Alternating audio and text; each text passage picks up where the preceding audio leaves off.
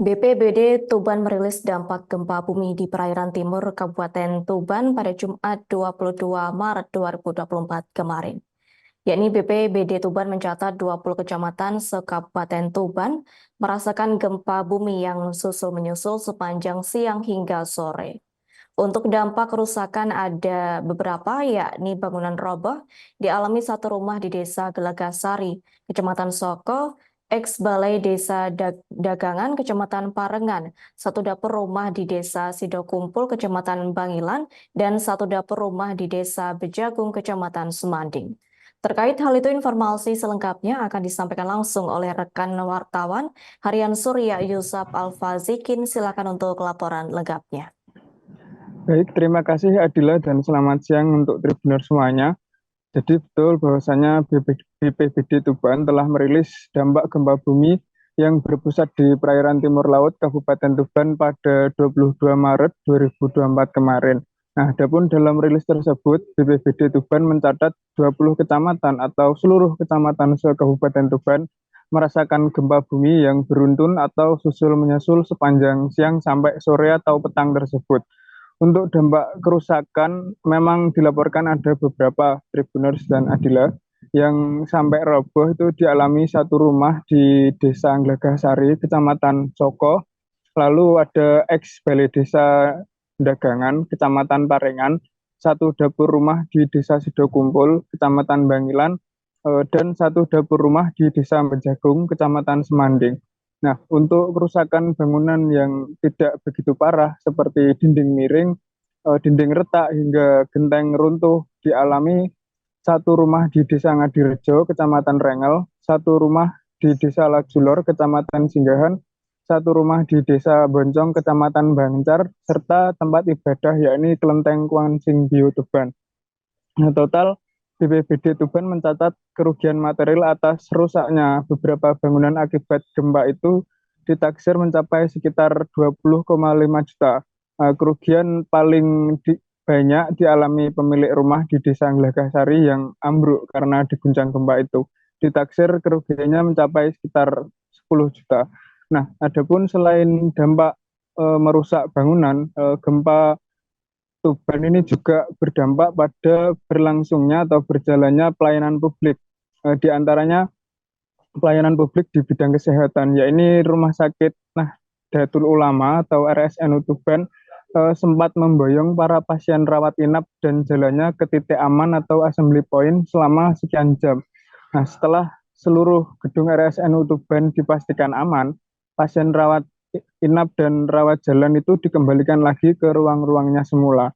Nah, adapun apa yang terjadi di RSNU Tuban itu juga terjadi di RS Muhammadiyah Tuban. Nah, bedanya RS Muhammadiyah ini sempat mendirikan tenda darurat untuk menampung para pasiennya secara sementara. Selanjutnya dua rumah sakit lain di Tuban, yakni RSUD Dr. Kusma Tuban dan juga RS Medika Mulia terpantau aman-aman saja. Dua rumah sakit, yakni RSUD Kusma dan Medika Mulia itu tidak memiliki kerawanan tinggi sehingga dua rumah sakit tersebut tidak memigrasikan atau memindah para pasiennya ke tempat lebih aman untuk menghindari kemungkinan buruk akibat gempa. Namun demikian, segenap tim kesehatan dan juga keamanan dari RSUD Dr. Kusma dan juga dari RS Medika Mulia tetap bersiaga. Nah, menyikapi kondisi tersebut, Kepala Pelaksana BPBD Tuban Sudarmaji mengimbau masyarakat jangan sampai termakan oleh informasi simpang siur terkait dampak gempa Tuban ini. Menurut dia, dampak gempa Tuban ini yang real hanya bersumber dari BPBD Tuban dan jajarannya ke atas maupun ke bawah. Nah, dia juga meminta masyarakat bijak dalam bermedia sosial. Persisnya, masyarakat jangan gemar atau asal untuk memposting, menyebar berita, foto, dan video di media sosialnya masing-masing tanpa berkoordinasi atau mengonfirmasi pihak terkait. Untuk penanganan gempa sendiri, Sudarmaji mengatakan pihaknya telah menurunkan seluruh personilnya untuk membantu sekedar evakuasi, pembersihan, hingga memberikan bantuan seperti terpal dan juga sembako. Sebagaimana diketahui, Adila dan juga Tribuners, gempa bermagnitudo 6,1 mengguncang Tuban pada Jumat 22 Maret 2024 sekitar 11.22 kemarin. Nah, pusat gempa ini berada di perairan timur laut Kabupaten Tuban dengan kedalaman 10 km. Jarak epicentrum gempa dengan pusat kota Tuban sekitar 130 km. Adapun gempa bermagnitudo 6,1 itu merupakan gempa utama ya Tribuners. Guncangan gempa itu dirasakan masyarakat di sejumlah kabupaten kota di Jawa Timur, Jawa Tengah, hingga daerah istimewa Yogyakarta. Nah, usai gempa utama itu, BMKG mencatat gempa susulan terjadi selama puluhan kali. Namun, gempa yang susulan tersebut magnitudenya kecil atau berada di rata-rata magnitud 3. Namun ada salah satu gempa yang susulan namun magnitudenya besar, yakni terjadi pada pukul 15.53, di mana gempa susulan ini magnitudenya melebihi gempa utama, yakni magnitudenya menembus 6,5.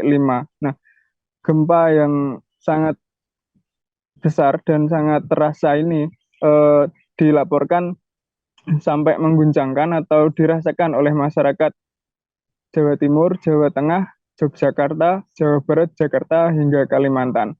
Kiranya itu adalah yang bisa kami laporkan. Kembali ke studio. Baik, terima kasih untuk informasi lengkapnya. Silakan bertugas kembali.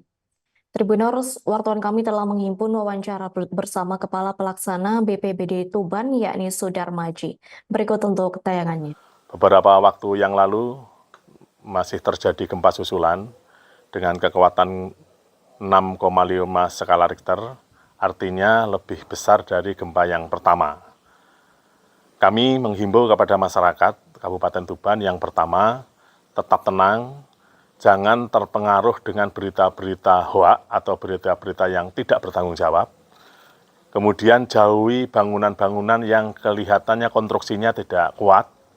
Contoh seperti rumah ini yang sedang kami lihat ini di wilayah Kecamatan Soko, di Desa Ngelagasari, karena memang konstruksinya kurang pas, maka akhirnya rumah ini ambruk di bagian belakang, bagian dapur, dan di bagian gudang.